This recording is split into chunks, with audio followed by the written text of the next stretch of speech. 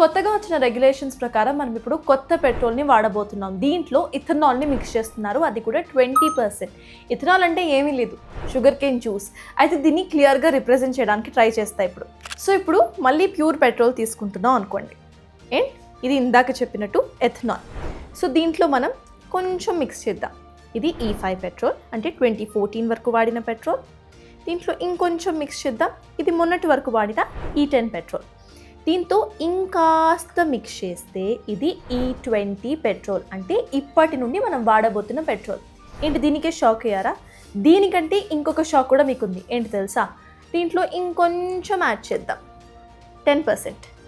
ఇది E30 petrol, అంటే ఫ్యూచర్లో మన బళ్ళలో వాడబోయే పెట్రోల్ అనమాట. రెండింటిని కంపేర్ చేయండి.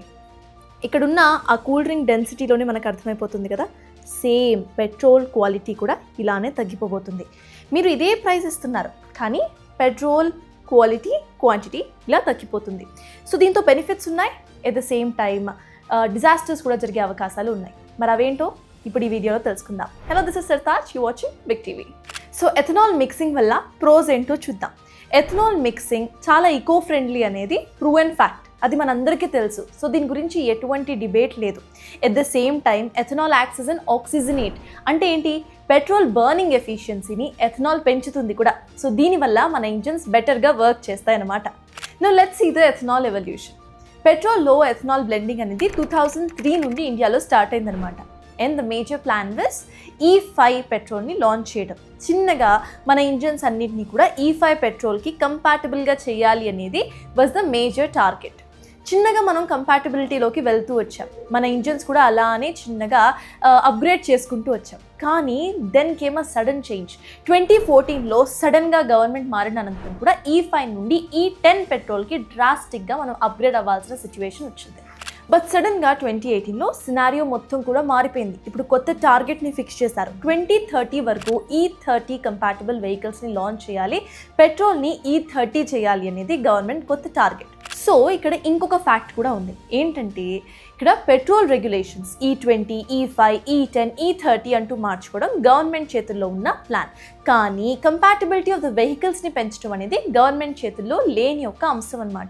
ఇదంతా కూడా పక్కన పెట్టేస్తే, నువ్వే కదా చెప్తున్నావు ఇథనాల్ మిక్స్ చేస్తే ఇంజిన్స్ బాగా వర్క్ అవుతాయి, పెట్రోల్ బర్నింగ్ ఎఫిషియన్సీ పెరుగుతుంది, ఈకో ఫ్రెండ్లీ అని అంటున్నావు. మరి ఏంటి ప్రాబ్లం అని అనుకుంటున్నారా?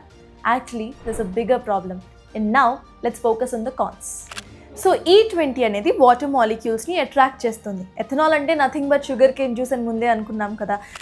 ఎథనాల్ వాటర్ మాలిక్యూల్స్ని అట్రాక్ట్ చేస్తుంది. ఇప్పుడు ఎథనాల్ పర్సంటేజ్ ఎక్కువగా ఉంది కాబట్టి ఆ రిస్క్ కూడా ఎక్కువగా ఉంది. E20 వాటర్ మాలిక్యూల్స్ని ఎప్పుడు అట్రాక్ట్ చేస్తుంది అనే డౌట్ కూడా మనందరికీ వస్తుంది. మీరు మీ వెహికల్ని పార్క్ చేసి ఉంచేసినప్పుడు ఈ రిస్క్ ఎక్కువగా ఉంటుందన్నమాట. వాటర్ మాలిక్యూల్స్ని అట్రాక్ట్ చేయడం వల్ల ఇంజన్లో వాటర్ పేరుకుపోతుంది. దీనివల్ల రస్ట్ పట్టేస్తుంది ఇంజన్ మొత్తం. At the same time fuel pipe lines ఏవైతే ఉన్నాయో అవి బ్లాక్ అయిపోయే ఛాన్సెస్ కూడా ఉన్నాయి. అండ్ ఇదంతా కూడా మనకి తెలియకుండా నడిచిపోతుంది.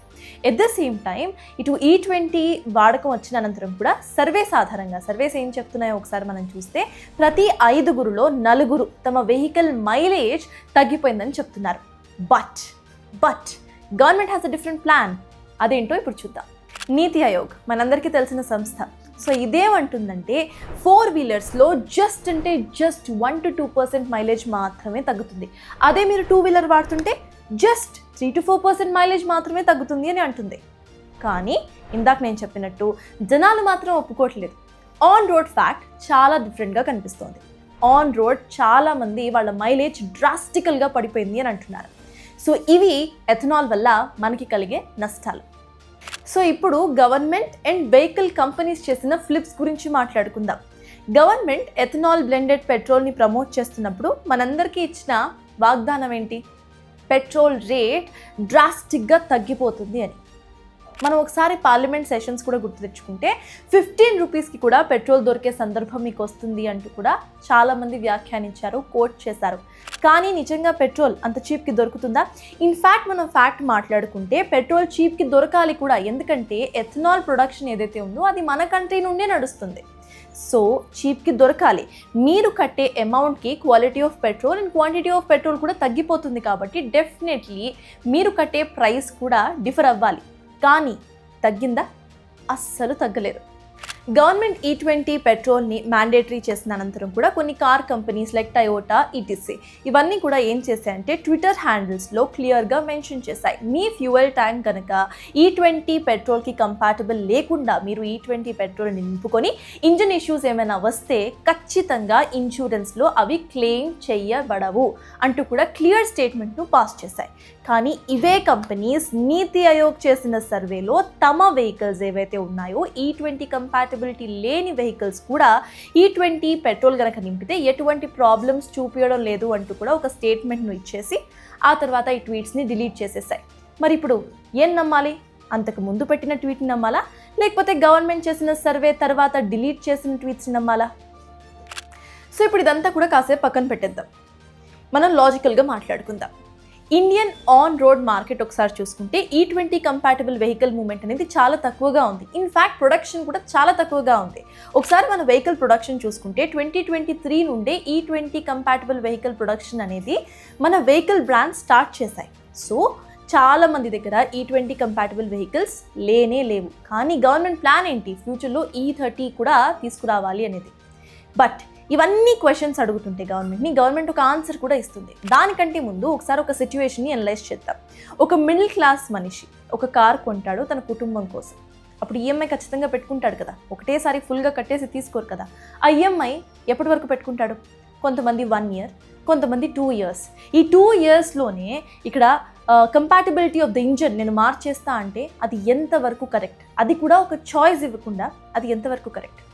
సో వీటికి గవర్నమెంట్ ఏం ఆన్సర్స్ ఇస్తుంది తెలుసా? బ్రెజిల్ను ఒక ఎగ్జాంపుల్గా చూపిస్తుంది.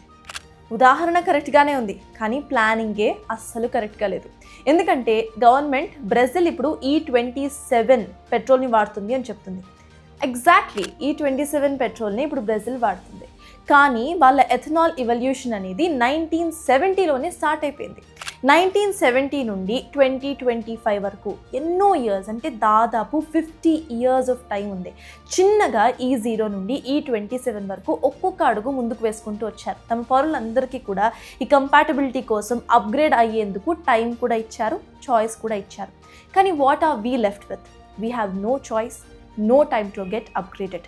వీటన్నిటికీ కూడా ఇప్పుడు గవర్నమెంట్ ఇంకో ప్లాన్ను సజెస్ట్ చేస్తుంది. అదేంటో ఇప్పుడు చూద్దాం. సో గవర్నమెంట్ ఇస్తున్న ఆల్టర్నేటివ్స్ ప్రకారం మీరు మీ ఇంజిన్స్ని చాలా తక్కువ ఖర్చులో మార్చేసుకోవచ్చు అని అంటుంది. సో అక్కడ ప్రాబ్లం ఏంటంటే ప్రాబ్లమ్ను క్రియేట్ చేస్తున్నారు, ఇవాల్వ్ అవ్వడానికి, అప్గ్రేడ్ అవ్వడానికి టైం ఇవ్వట్లేదు, అండ్ మీరే అడ్జస్ట్ అవుతూ మీ ఇంజిన్స్ని చాలా తక్కువ ఖర్చుతో మార్చేసుకోవచ్చు అని అంటున్నారు. సో ఇక్కడ మనం తక్కువ ఖర్చు అనే దాని మీద ఫోకస్ చేద్దాం. మేము దగ్గరలో ఉన్న మెకానిక్స్ని కనుక్కున్నాం. సో మాకు తెలిసిన ఫ్యాక్ట్స్ ఏంటంటే మీరు గనక మొత్తానికి E20కి అప్గ్రేడ్ అవ్వాలి అనుకుంటే E20 అప్గ్రేడ్ కిట్ను పెట్టుకోవాలి. At the same time fuel ఫ్లష్ని కూడా మార్చుకోవాలి. అండ్ మెకానిక్ ఛార్జెస్ ఎలానో ఉంటాయి, లేబర్ ఛార్జెస్, ఇవన్నీ కలిపి it will come around 35,000 to 40,000. So the question is 35,000 to 40,000, is that really economical to you? అది కూడా we are going to become E30 sooner. అంటే మళ్ళీ మీరు E30 కోసం మీ ఇంజిన్స్ని మార్చుకోగలుగుతారా? మళ్ళీ 35,000 to 40,000 పెట్టుకొని అది మిమ్మల్ని మీరు గవర్నమెంట్ని కూడా క్వశ్చన్ చేయాల్సిన మేజర్ ఇష్యూ. సో ఫైనలీ మనమంతా కూడా మన లైఫ్స్లో చాలా బిజీ అయిపోయాం, అడ్జస్టింగ్ మెంటాలిటీకి వచ్చేసాం. అందుకే గవర్నమెంట్ కూడా అప్గ్రేడ్ అవ్వడానికి టైం ఇవ్వకుండా, చూస్ చేసుకోవడానికి చాయిస్ ఇవ్వకుండా అడ్జస్ట్ అయిపోగురు ఏముంది అని అంటుంది. మరి now the ball is in your court. Adjust అవుతారా? క్వశ్చన్ చేస్తారా? That's for now. Keep watching Big TV. For more videos like this, subscribe Big TV channel.